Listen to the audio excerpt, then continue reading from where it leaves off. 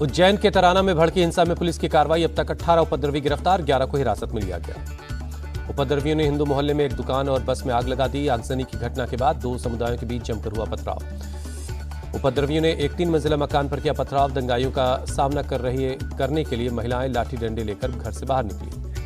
तराना में हिंसा के बाद पुलिस ने तैनात किए 300 से ज्यादा जवान। पूरे इलाके में धारा 163 लागू। सीसीटीवी फुटेज के आधार पर लोगों की पहचान की जा रही है। एमपी के सीएम मोहन यादव ने दंगाइयों से सख्ती से निपटने का दिया आदेश। कहा, शांति भंग करने वालों के खिलाफ कार्रवाई हो। जहां सख्ती की जरूरत होगी सरकार वहां सख्ती करेगी। तराना में गुरुवार को बजरंग दल के पदाधिकारियों पर हुए हमले में पुलिस ने अब तक 5 आरोपियों को पकड़ा। एक आरोपी की तलाश जारी है। झारखंड के पश्चिमी सिंहभूम जिले में माओवादियों के खिलाफ सुरक्षा बलों का एक्शन। बीती रात चाईबासा में एक और माओवादी का शव बरामद हुआ। माओवादियों के खिलाफ 2 दिन से चल रहे अभियान में अब तक 17 माओवादी ढेर। 1 करोड़ के इनामी माओवादी अनिल दास समेत 5 महिला माओवादी भी शामिल हैं। सुरक्षा बलों ने चाईबासा और आसपास के इलाकों में पुख्ता नाकेबंदी की। आने जाने वाली हर एक गाड़ी की चेकिंग हो रही है। जम्मू कश्मीर में कठुआ जिले के बिलावर में बीती शाम एक पाकिस्तानी आतंकी जुबैर उर्फ उस्मान मारा गया। जुबैर के पास से एक M4 राइफल बरामद हुई। बटोदी के एक घर में छिपे जुबैर पर सेना ने बीती शाम रॉकेट लॉन्चर से हमला किया। भागने की कोशिश कर रहे जुबैर महज 10 मिनट के अंदर मारा गया। दिल्ली के वेलकम इलाके में कविनगर में बीती रात 24 साल के युवक फैजान की गोली मारकर हत्या कर दी गई। Mister king lounge and cafe में फैजान पर हुई फायरिंग। पुलिस और फॉरेंसिक की टीम की हत्या के मामले में जांच में जुटी है। सीसीटीवी फुटेज की मदद से हमलावरों की शिनाख्त और तलाश की जा रही है।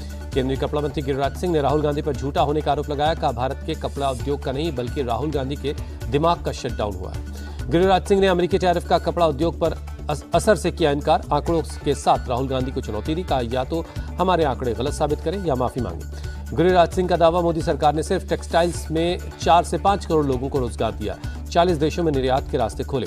राहुल गांधी ने 50% अमेरिकी टैरिफ को लेकर मोदी सरकार पर किया हमला। कहा, इससे 4.5 करोड़ नौकरियों को खतरा, कपड़ा उद्योग को सबसे ज्यादा नुकसान। गुरुग्राम में टेक्सटाइल फैक्ट्री का राहुल गांधी ने किया दौरा। कामगारों से बातचीत की। टैरिफ से हो रहे नुकसान के लिए पीएम को बताया जिम्मेदार। बिहार के पूर्णिया से सांसद पप्पू यादव ने कांग्रेस में जिम्मेदारी दिए जाने की मांग की। कहा, हम तो राहुल गांधी और प्रियंका गांधी के प्रेम के दीवाने हैं। पप्पू यादव ने कांग्रेस की विचारधारा के प्रति जताया समर्पण। कहा, अगर बेहतर तालमेल के साथ संगठन को मजबूत करें तो कांग्रेस के लिए बहुत संभावनाएं हैं। दिल्ली में मल्लिकार्जुन खड़गे के घर पर केरल कांग्रेस के नेताओं की बैठक। विधानसभा चुनाव को लेकर बैठक में राहुल गांधी भी मौजूद हुए।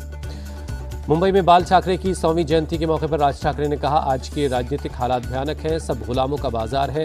अच्छा हुआ ये देखने के लिए बाला साहब नहीं है। राज ठाकरे ने शिवसेना से अलग होने को घर छोड़ना जैसा बताया।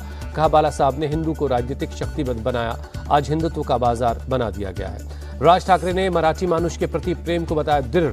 का पूरी तरह से बदल चुकी राजनीति में अगर मैंने कुछ लचीली भूमिका ली भी तो वो व्यक्तिगत स्वार्थ के लिए कभी नहीं होगी। बाला साहब ठाकरे की 100वीं जयंती पर उद्धव ठाकरे ने अपने दादा को भी याद किया। कहा, मैं नालायक के रूप में इस पीढ़ी में या इस परिवार में जन्मा हूं, ये कलंक मैं अपने माथे पर कभी नहीं लगने दूंगा।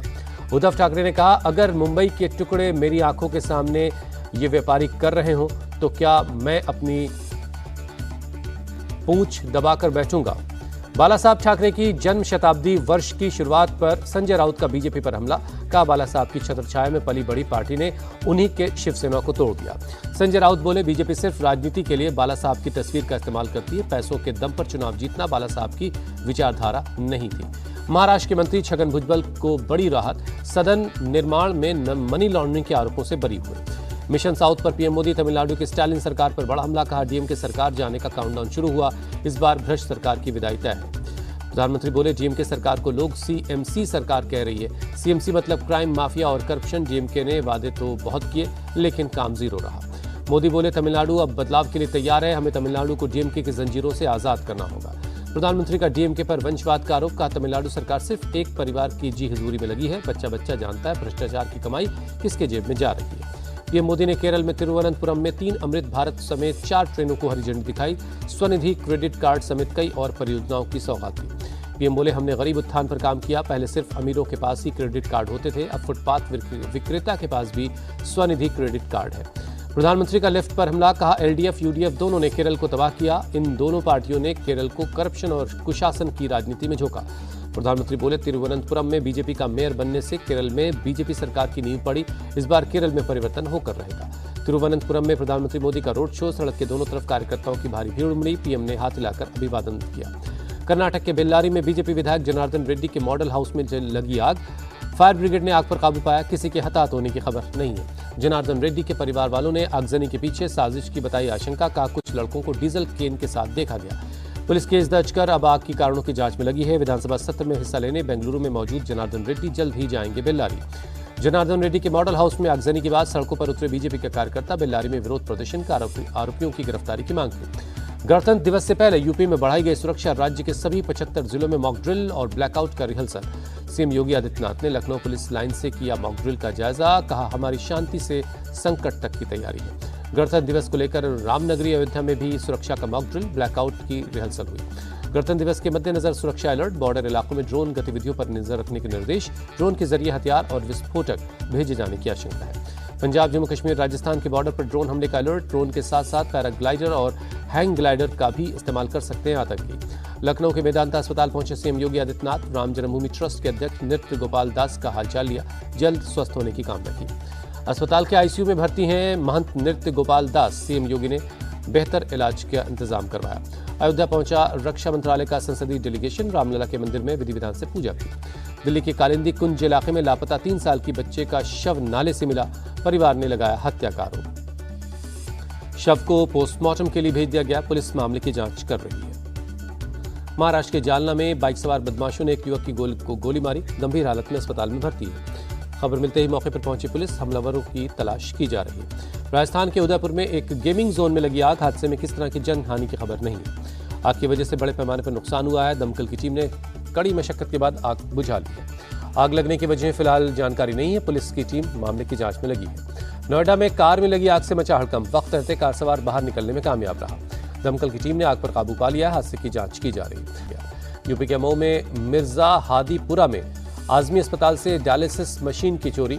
गार्ड को कुर्सी से बांधकर मशीन लॉरी में डालकर चोर फरार हो गए। अस्पताल में लगे सीसीटीवी कैमरे में कैद हुई पूरी वारदात। पुलिस चोरों की शिनाख्त करने में जुटी है। आईपैक रेड के मामले में सुप्रीम कोर्ट में सुनवाई के बाद ईडी डायरेक्टर का पहला बंगाल दौरा। जोनल अधिकारियों के साथ 5 घंटे तक बैठक चली।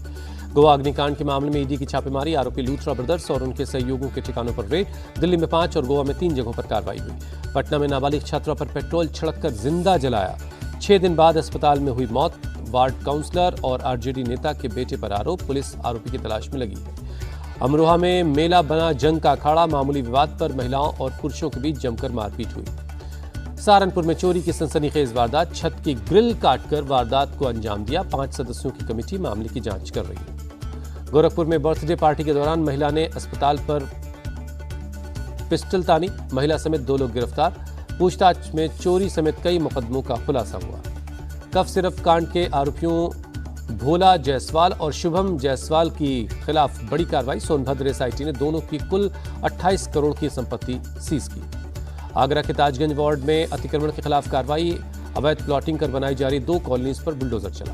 राजस्थान के जोधपुर में कार और स्कूटी में टक्कर। हादसे में एक शख्स की मौत हो गई। इंदौर के बाद अब मध्य प्रदेश के महू में दूषित पानी का कहर। 19 बच्चों समेत 25 लोग बीमार।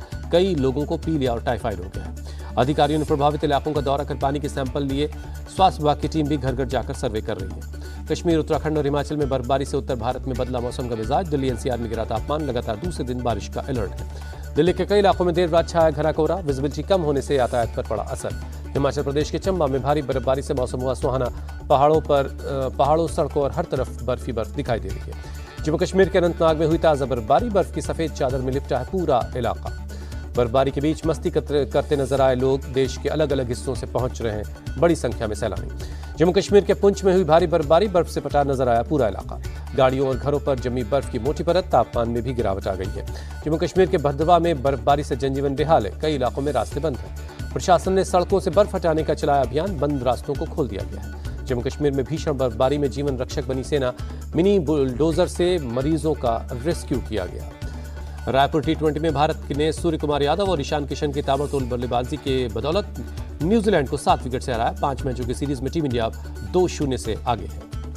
भारत ने T20 क्रिकेट में रचा इतिहास। 200 से ज्यादा रन का टारगेट चेज करने के मामले में सबसे तेज जीत हासिल की। पाकिस्तान को भी छोड़ा पीछे। रायपुर T20 में ईशान किशन ने खेली तूफानी पारी। 32 गेंदों में 76 रन बनाए। प्लेयर ऑफ द मैच चुने गए। T20 वर्ल्ड कप से पहले फॉर्म में सूर्य कुमार यादव की वापसी। 37 गेंदों में 82 रनों की ताबड़तोड़ पारी खेली। रायपुर में शिवम दुबे ने भी आक्रामक पारी खेली, 18 गेंदों में 36 रन बनाए। अंडर 19 वर्ल्ड कप में आज भारत का न्यूजीलैंड से होगा मुकाबला। बुलावायो में दोपहर 1 बजे शुरू होगा मैच। अपने ग्रुप में टीम इंडिया अब तक कोई मैच नहीं हारी है। विमेंस प्रीमियर लीग में आज दिल्ली कैपिटल्स और रॉयल चैलेंजर्स बेंगलुरु के बीच होगा मुकाबला। वडोदरा में शाम 7:30 बजे शुरू होगा ये match. Indonesia masters badminton tournament में भारत का सफर खत्म हुआ। चीन की चेन यू फी ने सिंधु को शिकस्त दी। लक्ष्य सेन थाईलैंड के खिलाड़ी से हार गए।